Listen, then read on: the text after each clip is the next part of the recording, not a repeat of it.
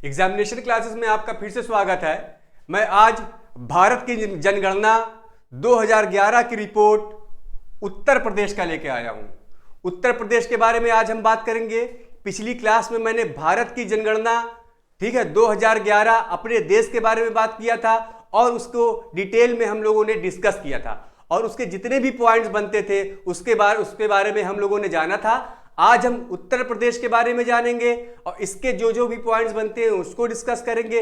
इसके बाद जो है इससे रिलेटेड जो भी क्वेश्चन और आंसर बनते हैं, ठीक है, जितने भी टाइप के क्वेश्चन हमारे पेपर में पूछे जाते हैं उन टाइप के क्वेश्चन मैं आपके सामने लाऊंगा और उन क्वेश्चन को पढ़ने के बाद मुझे लगता है कि उससे बाहर का आप लोगों को इस टॉपिक से जनगणना 2011 से कोई भी क्वेश्चन नहीं मिलेगा। तो चलिए आज हम लोग क्या पढ़ते हैं, उत्तर प्रदेश जनगणना रिपोर्ट 2011। तो सबसे पहले हम लोग उत्तर प्रदेश 2011 की बात करते हैं। 2011 में उत्तर प्रदेश की जनगणना लगभग 20 करोड़ थी। कितनी थी? लगभग 20 करोड़ थी, जो कि भारत की जनसंख्या का 16.5% था। यानी कि 2011 में उत्तर प्रदेश की जनसंख्या कितनी थी? लगभग 20 करोड़ के आसपास थी। लगभग 20 करोड़ के आसपास थी। यानी कि ये जो 20 करोड़ के आसपास जो जनसंख्या थी हमारे देश की जनसंख्या का, यानी कि ये जो था भारत की जनसंख्या का कितना था? 16.5% था। भारत की जनसंख्या का कितना था? 16.5% था। यानी कि अगर हम अपने उत्तर प्रदेश की जनसंख्या की तुलना दूसरे देशों से करें, किससे करें? देशों से करें, तो ये हमारा उत्तर प्रदेश जनसंख्या के आधार पे 5वां देश बन जाएगा। जनसंख्या के आधार पे हमारा उत्तर प्रदेश क्या होगा? 5वां देश। यानी कि सबसे ज्यादा जनसंख्या किसकी है? सबसे पहले नंबर पे जनसंख्या किसकी है? चीन देश की है। चीन के बाद हमारे देश किसकी आती है? भारत की आती है। भारत के बाद किसकी आएगी? अमेरिका की आएगी। अमेरिका की जनसंख्या होगी। अमेरिका के बाद किसका आएगा? इंडोनेशिया। किसकी होगी? इंडोनेशिया। मतलब इंडोनेशिया के बाद जो है हमारा जो है उत्तर प्रदेश की अगर बात करें तो हमारा उत्तर प्रदेश क्या हो जाएगा? 5वां देश बन जाएगा। उत्तर प्रदेश क्या हो जाएगा? 5वां देश बन जाएगा। 5वां देश बन जाएगा। यानी कि पहला, ये दूसरा, ये तीसरा, ये चौथा और उत्तर प्रदेश हमारा क्या होगा? जनसंख्या के आधार पे 5वां देश बन जाएगा। अब हम लोग बात करते हैं अपने उत्तर प्रदेश के क्षेत्रफल की। किसकी बात करते हैं? उत्तर प्रदेश के क्षेत्रफल की। तो उत्तर प्रदेश का जो क्षेत्रफल है, ठीक, उत्तर प्रदेश का क्षेत्रफल जो है वो जो है हमारे भारत के क्षेत्रफल का, ठीक है, कितना है? 7.33% है। भारत के क्षेत्रफल का कितना हिस्सा है वो? 7.33% है।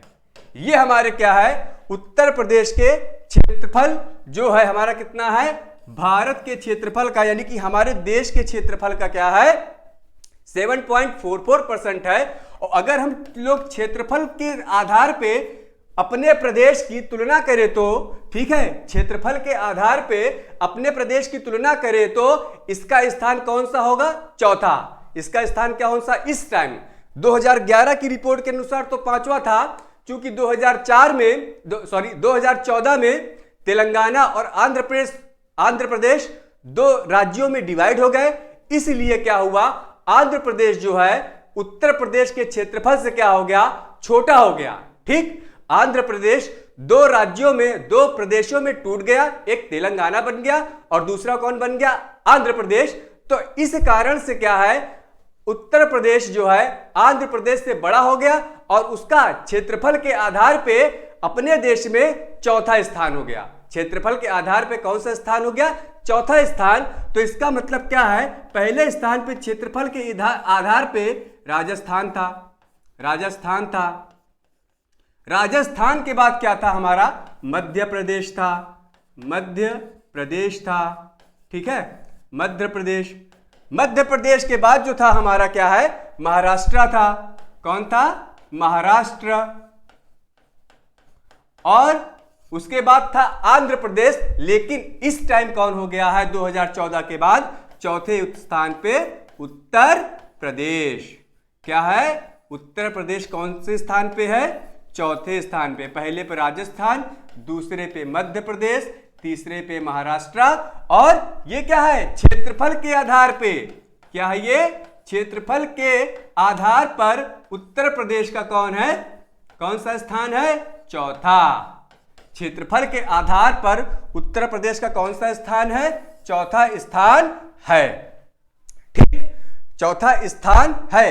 एक पॉइंट हमारा और बनता है कि शहरी जनसंख्या, ठीक है, अब सबसे ज्यादा जनसंख्या तो रहती है, शहरी जनसंख्या में उत्तर प्रदेश का दूसरा स्थान है। शहरी जनसंख्या में यानी कि जो जनसंख्या जो है किसी भी राज्य में बिलोंग करती है शहर में, ठीक है, उसकी अगर तुलना करते हैं तो उत्तर प्रदेश का महाराष्ट्र के बाद कौन सा स्थान है? दूसरा स्थान है। उत्तर प्रदेश का महाराष्ट्र के बाद क्या है? कौन सा स्थान है? दूसरा स्थान है। ठीक, ये भी पॉइंट देख लो। यानी कि शहरी जनसंख्या के आधार पर शहरी जनसंख्या के आधार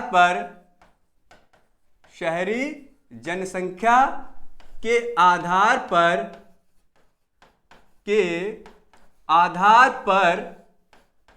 ठीक, उत्तर प्रदेश का कौन सा स्थान है? महाराष्ट्र के बाद। महाराष्ट्र कौन सा है?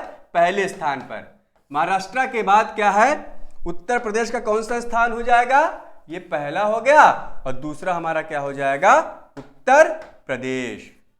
दूसरा हमारा क्या हो जाएगा? उत्तर प्रदेश। यानी कि शहरी जनसंख्या के आधार पर उत्तर प्रदेश का क्या था? कौन सा स्थान है? दूसरा स्थान है। यह भी हमसे क्वेश्चन में क्या है? पेपर में कई बार पूछा जाता है। और जब आप उत्तर प्रदेश का कोई भी पेपर देंगे, उत्तर प्रदेश का कोई भी एग्जाम देंगे, तो उत्तर प्रदेश जनगणना से आपको 2 या 3 क्वेश्चन उस पेपर में जरूर मिलेंगे। ठीक, उत्तर प्रदेश की जनगणना से यदि आप यूपी का पेपर दे रहे हैं, चाहे पीसीएस हो, चाहे आरओ हो, चाहे एआरओ हो, चाहे यूपी SSSC का हो, ठीक है, जो भी पेपर यूपी में होगा तो जनगणना 2011 रिपोर्ट, ठीक, जनगणना 2011 रिपोर्ट उत्तर प्रदेश से आपका 2 या 3 क्वेश्चन जरूर मिलेगा।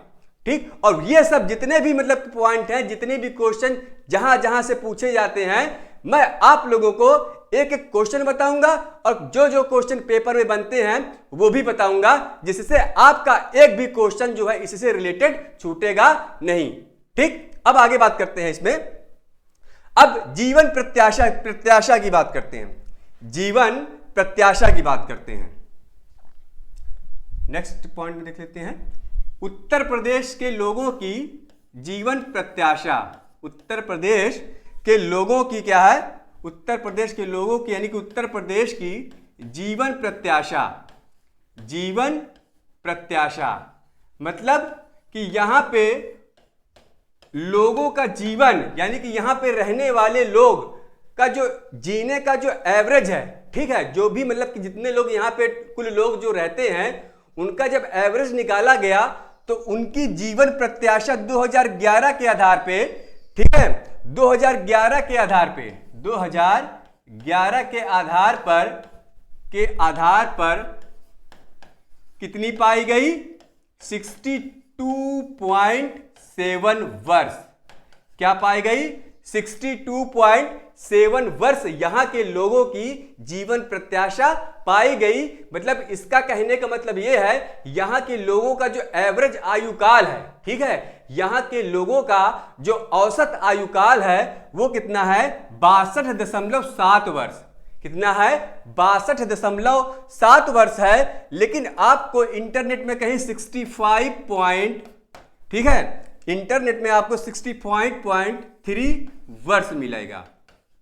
ठीक, इंटरनेट पे कहीं भी क्या है आपको इस टाइम प्रेजेंटली आप देखेंगे तो 65.3 वर्ष निकलेगा। लेकिन 2011 की जब आप रिपोर्ट देखेंगे तो 2011 के आधार पे हमारा क्या है 62.7 वर्ष है। अब इसमें क्या है, हमें पुरुषों का जीवन प्रत्याशा दिखाना है और महिलाओं का।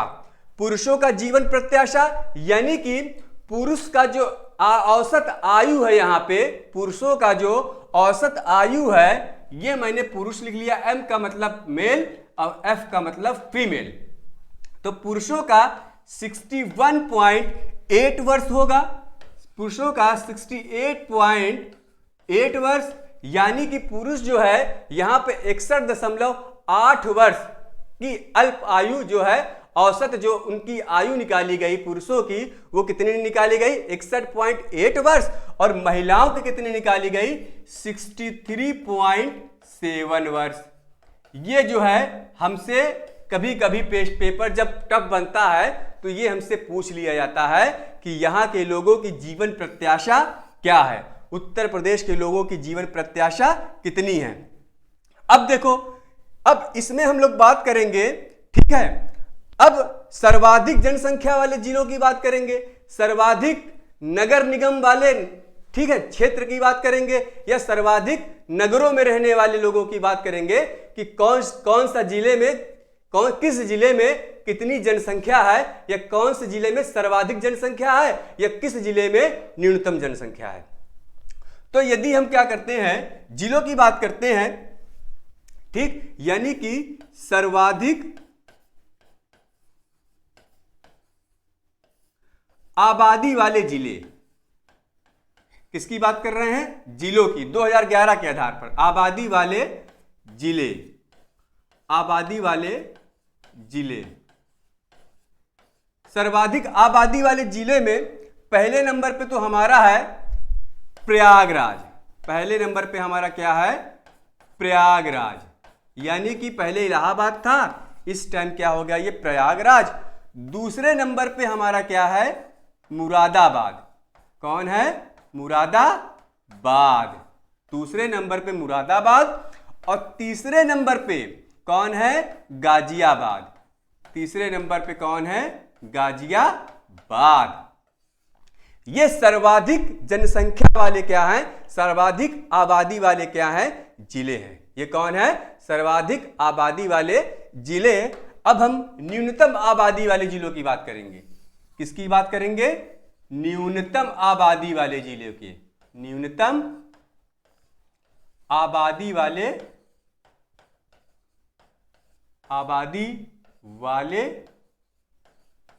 जिले। अब जब हम न्यूनतम आबादी वाले जिले में जाएंगे तो सीधे हमारा दिमाग कहां जाना चाहिए, बुंदेलखंड क्षेत्र पे। ठीक है, हमारा दिमाग कहां जाना चाहिए, बुंदेलखंड क्षेत्र पे। तो सबसे न्यूनतम आबादी कहां पाई जाती है, पहले नंबर पे हमारा क्या हो जाएगा, महोबा। कहां हो जाएगा, महोबा। महोबा, ठीक। महोबा के बाद दूसरे नंबर पे क्या है, बुंदेलखंड का रीजन क्या है, चित्रकूट। कौन है, चित्रकूट। चित्रकूट के बाद तीसरे नंबर पे हमारा हो जाएगा हमीरपुर। तीसरे नंबर पे क्या हो जाएगा हमारा, हमीरपुर। बुंदेलखंड रीजन में 7 जिले आते हैं। बुंदेलखंड रीजन में कितने जिले आते हैं, 7 जिले आते हैं। ये आप दिमाग में रखे रहिएगा, ठीक। क्योंकि कभी कभी यूपी ट्रिपल एससी में पूछ लेता है कि बुंदेलखंड रीजन में कितने जिले आते हैं।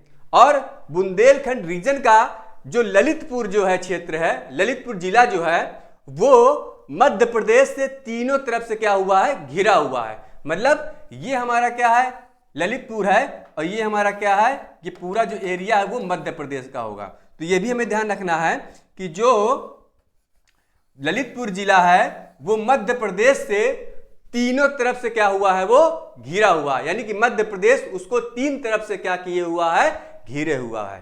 ठीक, मध्य प्रदेश उसको 3 तरफ से क्या हुआ है, घेरे हुआ है। अब इसमें आगे देखते हैं, सर्वाधिक महिला और पुरुष आबादी वाला जिला। क्या है? सर्वाधिक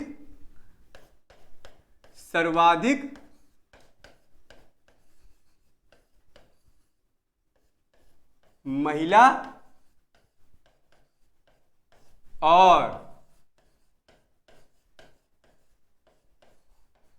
पुरुष आबादी वाला जिला। पुरुष आबादी वाला जिला। आबादी वाला जिला। ये हमारा कौन हो जाएगा? प्रयागराज। ये हमारा कौन होगा? प्रयागराज। कौन होगा हमारा? प्रयागराज होगा। और इसकी हमारे प्रयागराज की एक और एडवांटेज है कि 0 से 6 वर्ष की आयु वर्ग में भी क्या है? हमारा प्रयागराज आगे है। 0 से 6 वर्ष आयु वर्ग में भी, वर्ग में, ठीक है, प्रयागराज क्या है? आगे है। ठीक, प्रयागराज क्या है? आगे है। ये भी हमें क्या करना है? ध्यान रखना है। अब हम लोग क्या करते हैं? ठीक, प्रयागराज के बाद पहला नंबर पे हमारा प्रयागराज हो जाएगा, जैसे हम लोगों ने पढ़ा था। दूसरे नंबर पे हमारा आ जाएगा मुरादाबाद।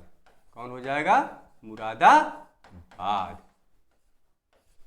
ठीक, प्रयागराज और क्या हो जाएगा हमारा? मुरादाबाद। अब हम लोग बात करते हैं नगर निगम के आधार पे। किसकी बात करेंगे? नगर निगम के आधार पे। अब हमारे उत्तर प्रदेश में जब जनगणना हुई थी 2011 की, उस टाइम हमारे उत्तर प्रदेश में 13 नगर निगम थे। उस टाइम हमारे उत्तर प्रदेश में कितने नगर निगम थे? 13 नगर निगम थे। और प्रेजेंटली यानी कि इस टाइम जो है कुल मिला के 17 नगर निगम हमारे उत्तर प्रदेश में हो गए हैं। कुल मिला के कितने नगर निगम हो गए हैं? 17। ये हमें ध्यान रखना है। अभी 2021-2022 का रिपोर्ट आया नहीं है। 2021 और 22 का जब रिपोर्ट आएगा तो ये सब चेंज हो जाएंगे। क्या हो जाएंगे? ये सब क्या हो जाएंगे? पूरी रिपोर्ट क्या है 2011 की जो होगी वो चेंज हो जाएगी। तब हमसे आगे के आने वाले एग्जाम्स में 2021 और 2022 की जो जनगणना रिपोर्ट आएगी वो हमसे क्या करेगा? पूछेगा। तो नगर निगम के आधार पे, नगर निगम ठीक क्षेत्र में आबादी के हिसाब से, नगर निगम क्षेत्र में आबादी के आधार पर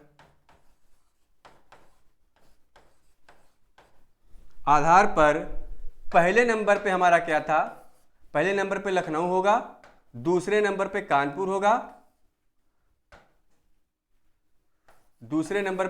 होगा, और तीसरे नंबर पे हमारा गाजियाबाद हो जाएगा। ठीक, पहले नंबर पे हमारा क्या हो जाएगा? लखनऊ।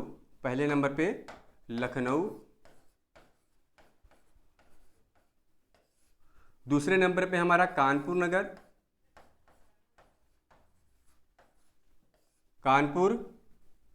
ठीक, और तीसरे नंबर पे हमारा क्या हो जाएगा? गाजियाबाद।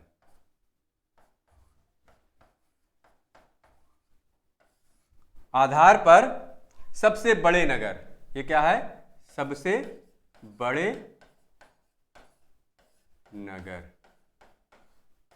ये हमारा है नगर निगम क्षेत्र के आधार पे। ठीक है, हमारा सबसे बड़ा कौन है? लखनऊ है। ठीक है, दूसरे नंबर पे कानपुर हो जाएगा और तीसरे नंबर पे गाजियाबाद हो जाएगा। ये ध्यान रखना है हमें। अब हम लोग आगे बात करते हैं उत्तर प्रदेश की दशकीय वृद्धि दर। ठीक है, किसकी बात करेंगे? दशकीय वृद्धि दर क्या है? 2011 की बात करेंगे। किसकी बात कर रहे हैं? उत्तर प्रदेश की बात कर रहे हैं। किसकी बात कर रहे हैं? उत्तर प्रदेश की बात कर रहे हैं। उत्तर प्रदेश की बात कर रहे हैं। तो दशकीय वृद्धि दर जो 2001 और जो 2011 के बीच हुई वो कितनी हुई हमारी? वो हमारी हुई 20.22%। कितनी हुई? 20.22%।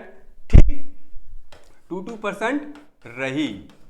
यानी कि 2001 की तुलना में 2011 में जो रिपोर्ट आई उसमें यह पाया गया कि उत्तर प्रदेश की जो 2001 में जनसंख्या थी उसमें जो जनसंख्या बढ़ी वो कितनी बढ़ी, 20.22%, और यहां की क्या है, जनसंख्या बढ़ गई। ठीक, ये हमें भी क्या करना है, ध्यान रखना है, ये हमसे पेपर में पूछा जाता है। अब हम क्या करते हैं, दशकीय वृद्धि के आधार पे शीर्ष नगर, ठीक है, शीर्ष कौन है और न्यूनतम कर, इसकी बात कर लेते हैं। किसकी, दशकीय वृद्धि के आधार पर, दशकीय वृद्धि के आधार पर, वृद्धि के आधार पर शीर्ष की बात कर रहे हैं, मतलब सबसे आगे कौन है, शीर्ष की बात करेंगे, शीर्ष पे कौन है, और फिर उसके बाद क्या करेंगे हम लोग, न्यूनतम की बात करेंगे। ठीक, यानी कि सबसे ज्यादा दशकीय वृद्धि कहां हुई और सबसे कम दशकीय वृद्धि कहां हुई, इसके बारे में बात करेंगे। तो सबसे ज्यादा की बात करेंगे, पहले नंबर पे तो हमारा आ जाएगा 2 नंबर, 3 की केवल बात करेंगे क्योंकि पेपर में ज्यादातर यही पूछा जाता है। पहले नंबर पे गौतम बुद्ध नगर, पहले नंबर पे गौतम बुद्ध नगर, बुद्ध नगर या नोएडा। अब गौतम बुद्ध नगर क्यों है, क्योंकि वहां पे इंडस्ट्रियल एरिया है। गौतम बुद्ध नगर क्या है, वो इंडस्ट्रियल एरिया है। लोग रोजगार पाने के लिए सबसे पहले अपने यूपी में किधर भागते हैं, गौतम बुद्ध नगर की तरफ, और वहां पे जब वो वहां पे नौकरी पा जाते हैं तो क्या करते हैं, वो वहीं पे रहने लगते हैं, और परमानेंटली जब अधिक पैसा आने लगता है तो परमानेंटली वहीं के निवासी वो क्या हो जाते हैं। ठीक, परमानेंटली वे जो है वहीं के निवासी हो जाते हैं। इसलिए गौतम बुद्ध नगर की दशकीय वृद्धि सबसे ज्यादा है। दूसरे नंबर पे हमारा गाजियाबाद है, दूसरे नंबर पे क्या है, गाजियाबाद है, और तीसरे नंबर पे हमारा है श्रावस्ती। तीसरे नंबर पे क्या है हमारा, श्रावस्ती, सॉरी श्रावस्ती। ये ध्यान रखना है, जब भी हमसे दशकीय वृद्धि के आधार पर शीर्ष पूछे तो सीधे हम लोग दिमाग में ये रख लेना कि नौकरी लेने के लिए कहां जाते हैं लोग, नौकरी लेने के लिए लोग सबसे पहले नोएडा की तरफ भागते हैं। नोएडा के बाद जस्ट उसी के बगल में हमारा क्या है, गाजियाबाद, और गाजियाबाद के बाद क्या है, श्रावस्ती।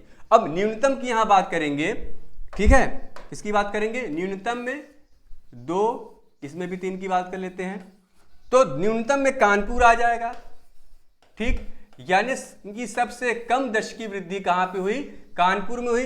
कानपुर के बाद हमारा क्या हो जाएगा, हमीरपुर, क्या हो जाएगा, हमीरपुर, कानपुर, हमीरपुर, और तीसरा हमारा क्या हो जाएगा, बागपत। तीसरा हमारा क्या हो जाएगा, बागपत। यानी कि सबसे अधिक जनसंख्या वृद्धि कहां पे हुई, गौतम बुद्ध नगर में, और सबसे कम जनसंख्या वृद्धि कहां पे हुई, कानपुर नगर में।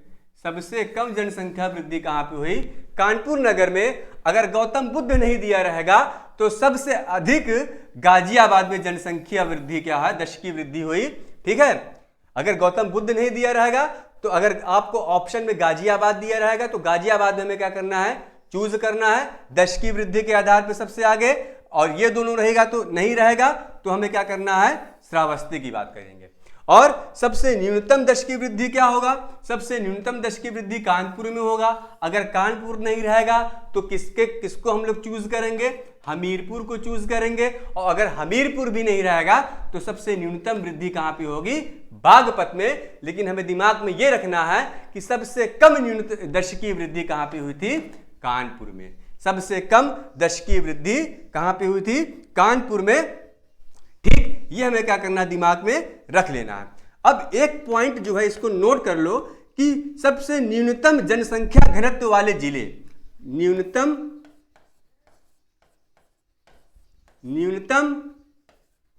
जनसंख्या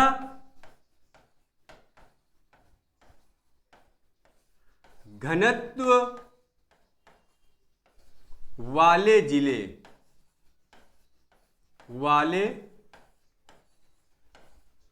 जिले, तो सबसे न्यूनतम जनसंख्या घनत्व पहले नंबर पे हमारा हो जाएगा ललितपुर और दूसरे नंबर पे हमारा हो जाएगा सोनभद्र। पहले नंबर पे क्या होगा हमारा ललितपुर। ललितपुर के बारे में मैंने बताया, ये बुंदेलखंड का सबसे लास्ट रीजन है, सबसे लास्ट जिला है और आखिरी में पड़ता है ये ललितपुर।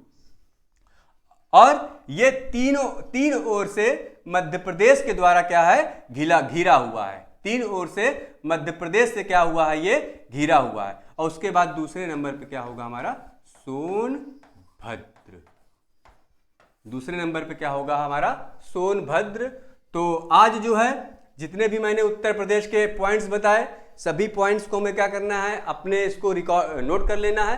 ठीक है, नोट करने के बाद क्या है इसको क्या पढ़ लेना है और इसी से क्या होता है क्वेश्चन जो है आपके बेसिक पूछे जाते हैं। अभी जितने भी टॉपिक उत्तर प्रदेश के बचे हुए हैं वो मैं नेक्स्ट क्लास में लाऊंगा और उसके बाद इसके जो भी क्वेश्चंस बनते हैं उसका क्वेश्चंस बना के आपके सामने एक एक क्वेश्चन डिटेल में डिस्कस करूंगा और क्वेश्चंस कहां कहां से पूछे जाते हैं उसके बारे में भी हम लोग क्या करेंगे बात करेंगे।